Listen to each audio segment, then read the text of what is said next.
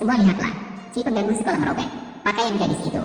Melihat gadis itu masih tidak sadar, sehingga meminta teman di sebelahnya untuk membawa sebuah ember air, lalu menuangkan semuanya ke tubuh gadis itu. Tak disangka gadis itu terbangun kaget karena air dingin, lalu ditahan oleh sekelompok anak laki-laki, menahan tangannya dan kakinya. Saat si pengganggu sekolah bersiap untuk menyerang gadis itu, akhirnya ayah gadis itu datang berlari. Kalian mencari mati.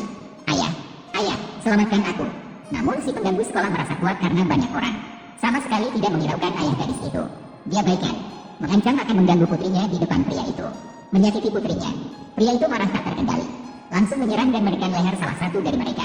Leher orang itu.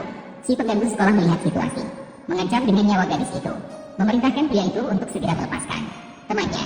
Tak disangka pria itu baru saja melepaskan, langsung diserang dengan tongkat oleh mereka, dengan keras menghantam ke kepala.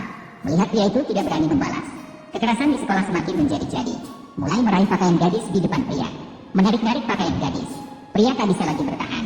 Satu tamparan menghancurkan meja dengan kekuatan yang begitu besar, menakuti geng sekolah yang nakal ini. Tak disangka, pria memungut sampah.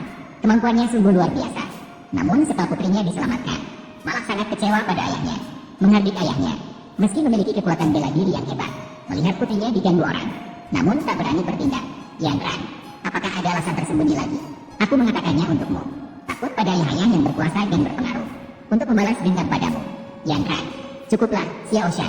Kamu terus-menerus mengalah, hanya akan membuat mereka terus-menerus menyiksamu, menyiksaku. Saat itu, gadis itu tak tahu alasan tersembunyi ayahnya. Ternyata dia dulunya juara bela diri 9 kali berturut-turut, namun karena menolak bertarung palsu. Saat pertandingan, dia menggunakan jurus andalannya. Dengan satu pukulan, dia menjatuhkan lawannya, menyempurkan lawan di atas ring. Hal ini membuat bos di belakang layar kehilangan banyak uang, mengirim pembunuh untuk mengejar keluarga pria. Dengan cepat, pembunuh tiba di rumah pria, menusuk istri dari belakang. Saat dia bersiap untuk menusuk lagi, pria akhirnya kembali.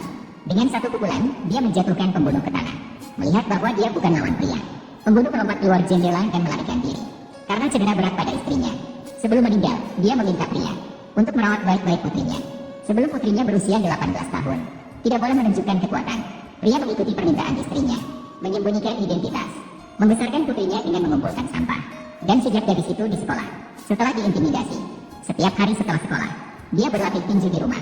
Bahkan jurus andalan ayahnya, dia belajar diam-diam untuk melepaskan amarah.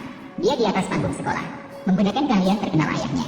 Ini adalah kalimat yang tidak memiliki makna yang jelas. Dengan satu gerakan, dia melukai pelaku kekerasan di sekolah terluka parah.